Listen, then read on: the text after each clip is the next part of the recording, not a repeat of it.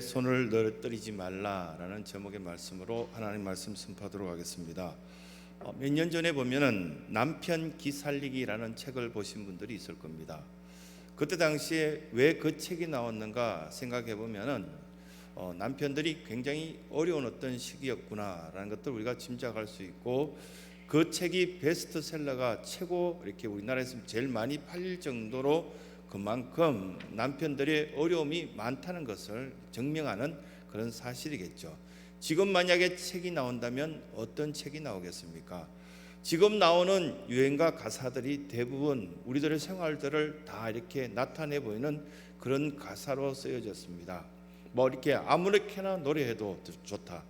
그냥 우리가 좀 마음이 좀 해결되고 즐거웠으면 좋겠다. 뭐 그런 어떤 내용들을 쭉 듣게 되었을 때 오죽하면 저런 가사가 나올까, 그리고 많은 사람들이 그 가사에 공감할까라는 생각이 듭니다.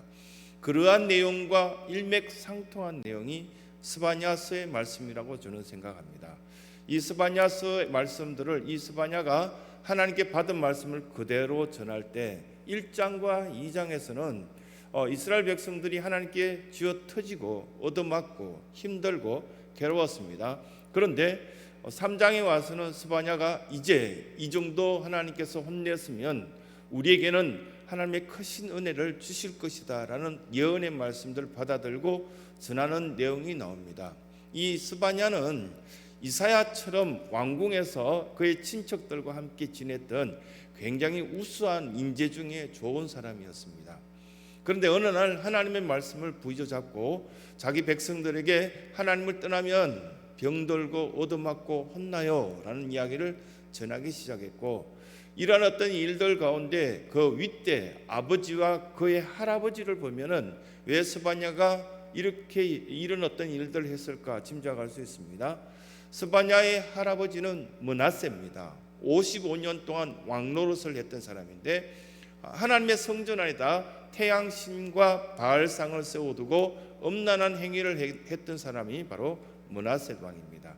그의 아버지 아몬도 보면 힘이 없고 나약하기 짝이 없는 왕이었는데 나쁜 짓은 다 했다라고 보시면 좋을 듯한 그런 왕이 바로 아몬 왕이었습니다. 그런데 그 위에 4대째 위로 올라가면 히스기야 왕이 있습니다. 이 히스기야 왕은 예수님이 이렇게 자랑할 만큼 그렇게 훌륭한 왕 중에 대표적인 왕이 히스기야 왕입니다. 히스기야 왕이 한동안 하나님을 잘 섬겼을 땐 나라가 부강했습니다. 질병도 다 사라졌습니다. 그리고 하나님께 사랑을 많이 받았습니다. 그런데 너무 평안하게 잘 자라났던 므낫세가 그의 아들이 왕이 되자마자 나라 전체를 망가뜨려 놓았습니다. 그리고 그의 아들 아몬, 그 다음에 이 요시야 왕, 8살이 됐을 때 왕이 됩니다. 갑자기 자기 아버지 아몬이 사라지게 되자 이제 이 요시야 왕이 8살에 왕이 되고요, 16살에 보면은 나라 전체를 뒤집어 놓을 만한 이야기들을 하기 시작합니다. 고등학교도 들어가기 전에 이미 이 요시야 왕은 나라 전체에 영향을 주는, 하나님을 절대적으로 붙잡는, 아버지도 믿을 수도 없고 할아버지도 믿을 수 없고 자기 주변에 있는 신하들도 의지해서는 안 되겠구나라는 어떤 생각을 갖고 이 일들을 펼치기 시작할 때 사람들은 깜짝 놀랐습니다. 16살짜리 요시야 왕이 이런 일을 하다니. 근데 처음에 8살에 왕이 되었을 때 주변에 있는 사람들이 뭐라고 이야기했냐면 우리 망했다. 므낫세와 아몬을 통하여서 우리가 하나님께 얼마나 혼났느냐. 그런데 또 이 겨우 8살짜리 왕이 되었으니까 어떻게 할까 했는데 8살짜리가 하나님 말씀을 가까이 대하고 기도하기 시작하자 16살에 나라 전체를 다시 바꿔놓는 엄청난 일을 합니다. 20살 때 보면은 성전에서 하나님의 성경을 발견하고 그 하나님 말씀을 온 백성이 읽어주면서 나라 전체가 새롭게 변화되는 그 일들을 감당한 왕이 바로 요시야입니다. 이때 바로 스바냐 선지자가 함께 그 일을 했습니다. 실제로 보면 이 스바냐와 요시야는 한 4천지간 정도 되지 않을까라는 학자들이 그렇게 이야기하는 학자들도 있습니다. 그래서 서로가 잘 알고 어떤 것을 원하고 있고 하나님께 무엇을 하면 가장 많이 사랑받을 수 있을까라는 것들을 이들은 알고 있었다는 것을 짐작할 수 있습니다. 그 첫 번째, 끝까지 남은 자가 되라. 어디를 가든지 그 자리에서 자기 자신에게 준 사역이나 모든 일이나 수많은 사람들에게 하던 일들을 끝까지 남은 자로서 그 일들을 감당했을 때 포기하지 않는 그 자에게는 하나님께서 특별한 은혜를 주신다. 이것을 말씀을 통해서 가르치고 있는 겁니다. 이걸 어떻게 16절에 표현하고 있냐면 손을 늘어뜨리지 말라. 손을 늘어뜨린다는 것은 이미 실패했다는 이야기죠. 너무너무 힘들어서 견딜 수 없어서 2달 동안 견뎠더니 도저히 못 견디겠다. 이제 제주도도 놀러 가야 되겠다. 이렇게 강릉도 가봐야겠다. 이렇게 하는 우리 국민의 모습하고 비슷합니다. 얼마나 답답하면 저럴까. 지난 주일날 예배를 마치고 이렇게 여의도 쪽으로 나가봤더니요, 차가 될 수 없을 정도로 사람이 많던데요. 너무 답답했고 너무 힘들었던 사람들이 그 강변에 나와서 만끽하고 싶어서 아이들 데리고 수없이 쏟아져 나오는 어떤 사람들을 보았습니다. 실직의 위기를 이렇게 이제 경험하게 될 사람들, 이번 돌아오는 주일날 보면 4만 몇천 개 일자리가 사라지는 아픔을 겪게 될 한 주를 보낸다라고 언론은 이야기를 했습니다. 그리고 사업하신 분들이 사업 자금 때문에 힘들어하는, 손을 늘릴 수밖에 없는 그런 일들이 생길 것이고, 또 병마 이렇게 이 질병을 치료하기 위해서 너무너무 집중하다 보니까 다른 병에 신음하고 괴로워하는 사람들은 돌아볼 겨를이 없었던 2달을 보냈습니다. 그리고 많은 사람들이 자존감을 잃어버렸습니다. 예수 그리스도를 믿는다는, 내가 하나님의 자녀라는 그 자존감 하나로 주의를 지키고 어떤 욕을 먹더라도 내가 가야 될 길을 가였던 그 수많은 사람들이 끊임없이 교회를 욕하고 크리스찬들을 비방하다 보니까 내가 크리스찬이라는 건 아임 크리스찬이란 이런 어떤 이야기를 자부심 있게 자존감 있게 이야기한 것들을 많이 잃어버렸습니다. 그런데 16절에 보면은 예루살렘아 너는 두려워하지 말라. 시온아 너는 이 모든 것들이 있어서 내 손을 늘어뜨리지 말라. 이렇게 이야기하시면서 우리에게 다가오시는 하나님의 음성을 우리는 듣게 됩니다. 내 손을 늘어뜨리지 말라고요? 어떻게 하면 되겠습니까? 라는 어떤 이야기를 하는데, 트와이스의 노래 역시 노래를 여러분들이 아시면 좋을 것 같은데요. 근데 이 트와이스의 노래 가운데 가사에 치얼업이라는 것이 나오잖아요. 기운내라, 힘내라, 이런 어떤 이야기인데, 저는 사실 트와이스가 누군지도 모릅니다. 근데 이걸 설교를 준비하다가 이렇게 보니까 치얼업이라는 기운내라, 힘내라, 이게 영어 성경에 나와 있거든요. 영어 성경에 보면 치얼업이라는 트와이스에 나와 있는 가사와 일치되는 본문이 나와 있었는데, 여기에는 내 손을 늘어뜨리지 말라. 이게 히브리어로 된 것을 이게 한국말로 번역하다 보니까 내 손을 늘어뜨리지 말라라고 나와 있는데, 쉬운 영어 성경으로는 이렇게 보면 치얼업, 힘내라, 그거 갖고 그렇게 기가 죽냐, 그런 어떤 표현으로 나와 있는 것을 보게 됩니다. 엘리야 같은 경우에도 보면 차라리 제가 죽는 게 안 낫겠습니까? 너무너무 괴롭습니다. 저 혼자만 남았습니다 라고 이렇게 이야기했을 때, 너가 이렇게 혼자라고 생각하지 말라고, 내가 숨겨놓은 바알에게 아직도 절하지 않은 새벽 이슬과 같은 7,000명을 내가 남겨뒀다. 걱정하지 말라고. 하나님 9시 예배 가면 사람들 있겠습니까? 있다라고. 너와 함께 예배드리고 싶어하고 끊임없이 하나님을 찾고 싶어 했던 그 약한 심령들이 다시금 돌아왔다고. 너도 또 힘내라고. 이런 어떤 이야기를 우리는 듣게 되는 것입니다. 2007년도에 저는 청년 사역을 하면서 청년들과 함께 마이 파더라는 영화를 봤습니다. 혹시 마이 파더라는 영화를 2007년에 보신 분 있습니까? 그거 보면 에런 베이츠라는 사람, 한국 사람인데 5살 때 미국으로 입양돼 갔죠. 입양돼 가서 보면 그때 당시에 입양되어 갈 때, 그때는 김포공항에서 갔습니다. 인천공항에서 생기기 전 30년 전에 이 에런 베이츠라는 이 한국 아이가 5살 때 입양되어 가면서 내가 반드시 이 공항으로 돌아오리라. 그 5살짜리가요. 공항을 이렇게 살피면서 나는 다시 이 공항으로 돌아와서 반드시 아빠를 찾아야 돼. 그렇게 하고 난데 그 영화 내용이 실화지 않습니까? 근데 그 실화 가운데 보면은 안타까운 것이 있는데, 결국은 한국에 돌아왔습니다. 34살에 미군 장교로 돌아왔죠. 그래서 한국의 근무지로 선택하여서 미군인데 한국에서 근무하겠습니다 하고 와서 아빠를 찾기 시작하는 영화잖아요. 실제 에런 베이츠가 수많은 사람들에게 우리 아버지를 찾습니다 라고 이야기했는데 결국 찾았죠. 어디서 찾았습니까? 교도소에서. 교도소의 사형수로 사형 집행을 앞두고 있는 아버지를 찾습니다. 많은 사람들이 그 영화를 보고 많이 울었습니다. 마이 파든, 내 아버지 꼭 보고 싶었던, 내가 내 손을 늘어뜨리지 않고 끝까지 견디고 보고 싶었던 그 아버지를 만나고 내가 죽겠노라고 작정했던 그 아버지를 만났는데, 그러고 난 뒤에 영화가 끝나고 난 뒤에 그 영화를 내리고 어떤 일이 있었습니까? 기억나십니까? 2008년 2009년 댓글이 엄청 달렸습니다. 살해당한 그 아버지에게 살해당한 그 가정의 자녀들과 그의 친척들이 미화시키지 말라. 청년들과 함께 그 영화를 보고 토론을 할 때 아주 격렬하게 서로 토론했습니다. 하나님 입장에서 봤을 때 이걸 어떻게 봐야 됩니까?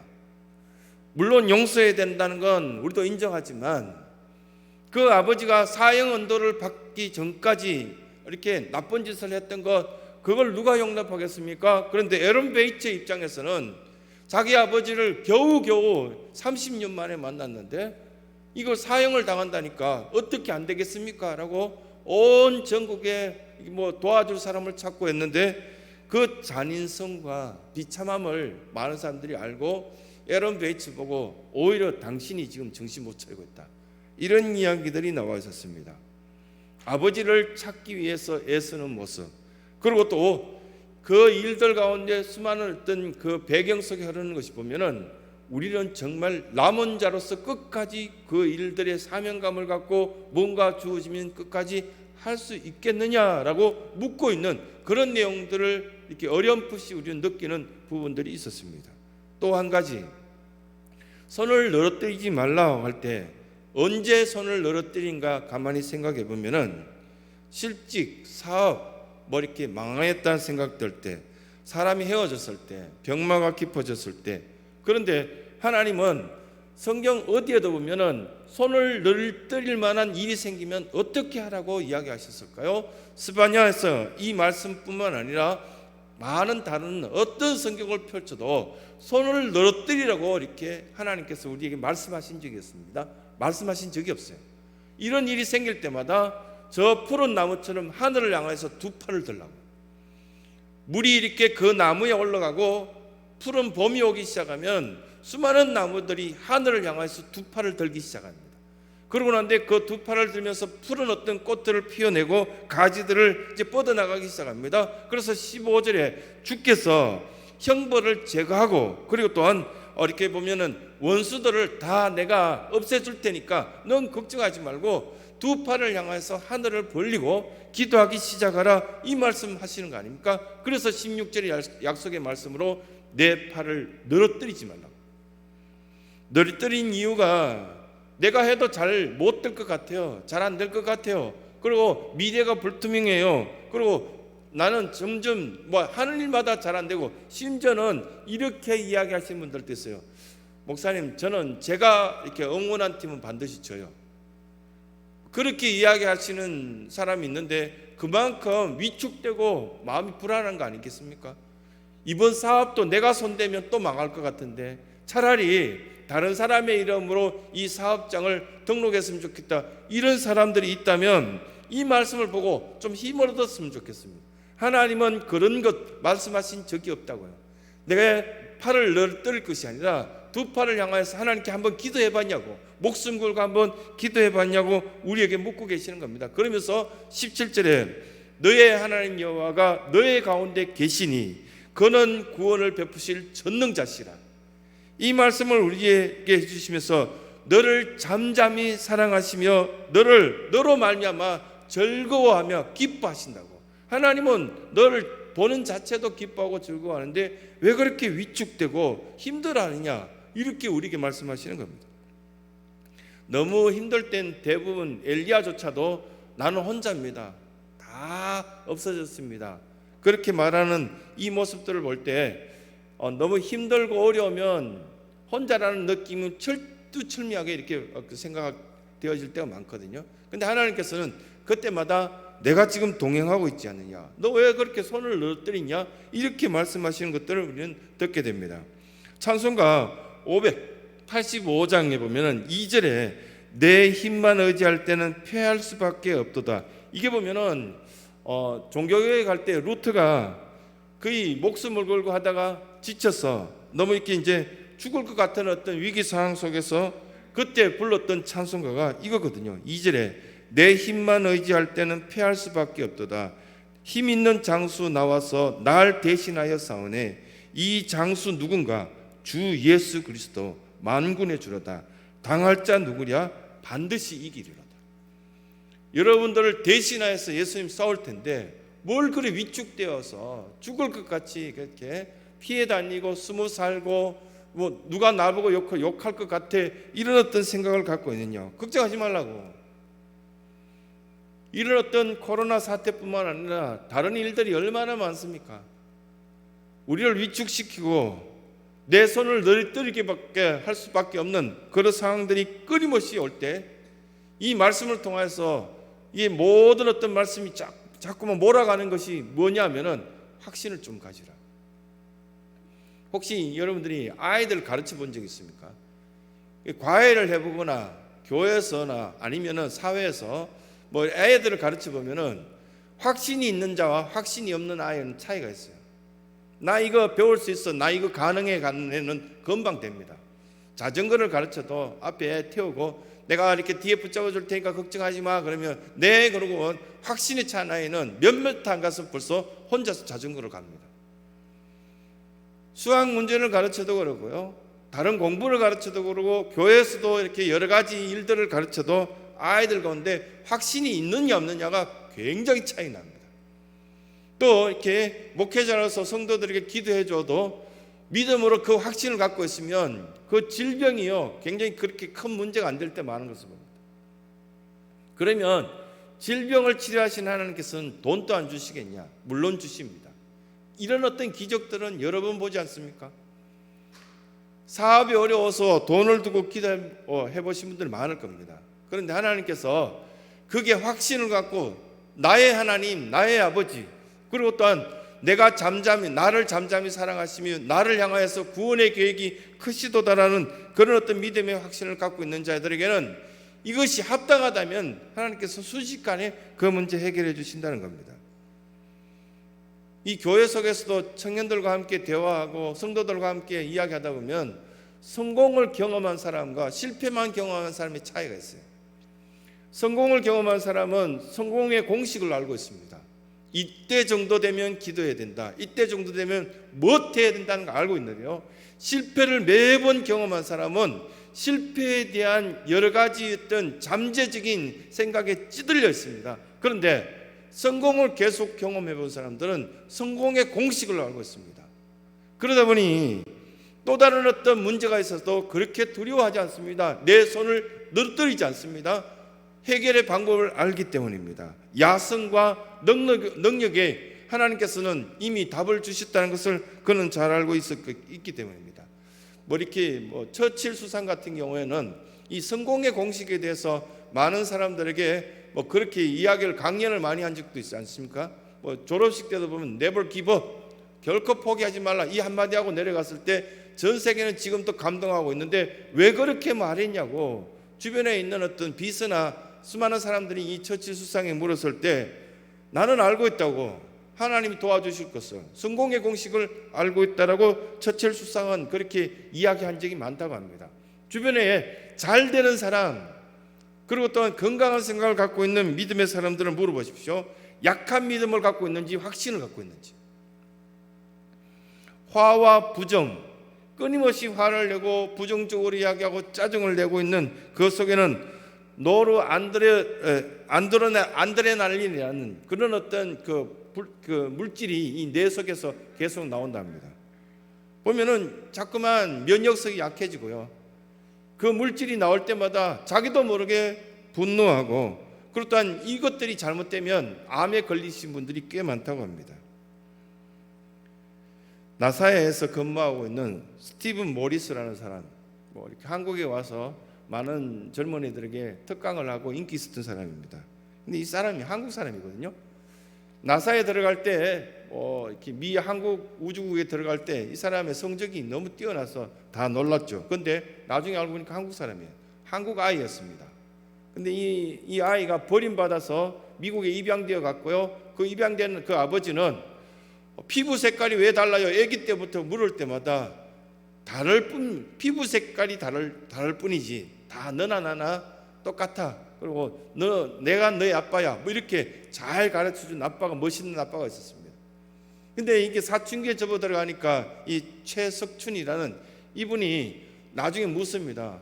아무래도 이상한 그때 이렇게 마을에 애들하고 놀러 나가도 다 애들이 동양애라고 놀리고 피부 색깔 다르다고 놀리는데 아빠 너무너무 걱정돼. 이렇게 이야기하니까 내가 살아가면서 3가지 결단을 잘한 게 있는데 그 첫 번째가 하나님 믿었다는 게 내가 너무 잘한 것 같고, 두 번째는 너의 엄마가 내 아내가 되었다는 게 내가 너무 결단을 잘한 것 같아.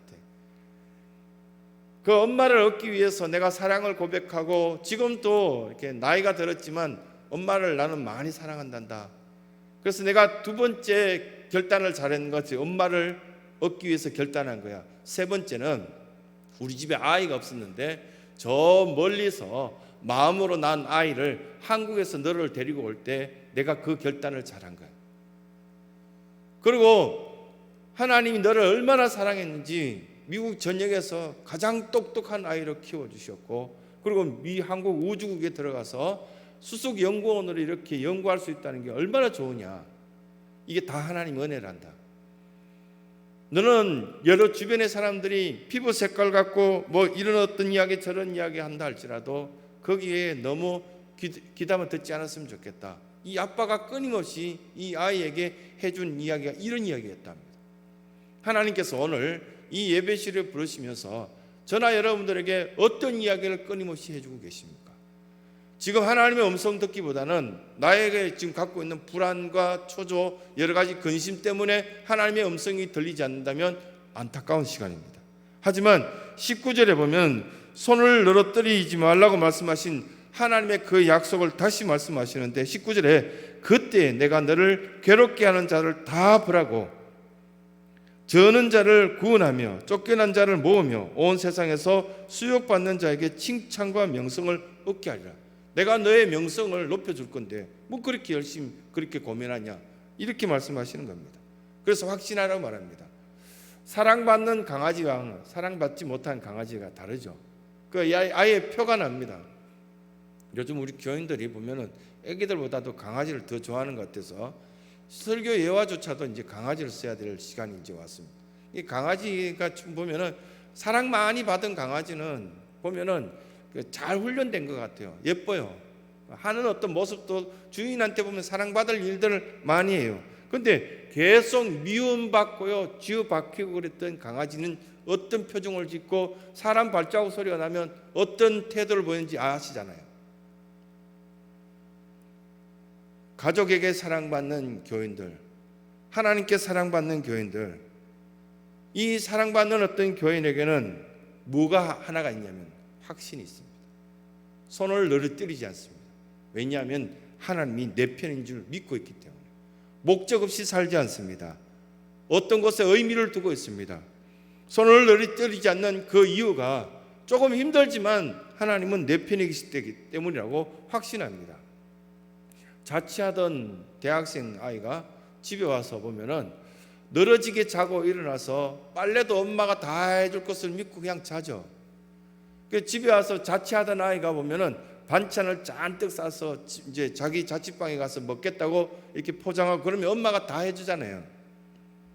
그런데 어떤 생각이 듭니까? 엄마가 살고 있는 집에 오면은 풍성하다는 것들이 그 아이들이 다 알아요. 이 성전을 찾아나온 여러분들이 내 손을 늘어뜨리고 힘들었던 그 시간들이 있었다면 이제 내 엄마가 있고 내 아버지가 있고 나의 모든 것을 알고 계시는 이 성전에 오셨다는 그 믿음의 확신을 갖고 이미 나를 치료해 주셨을 거야.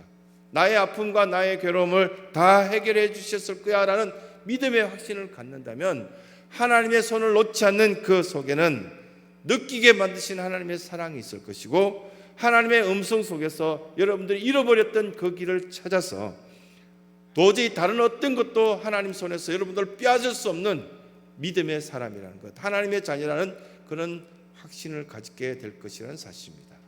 이 말씀의 위로를 받으시고 여러분들 편에 함께 하시는, 내 손을 늘어뜨리지 말라는 주님의 그 뜻을 잘 이해해서 말씀대로 살아갈 수 있는 온 성도들이 되시길 간절히 소원합니다.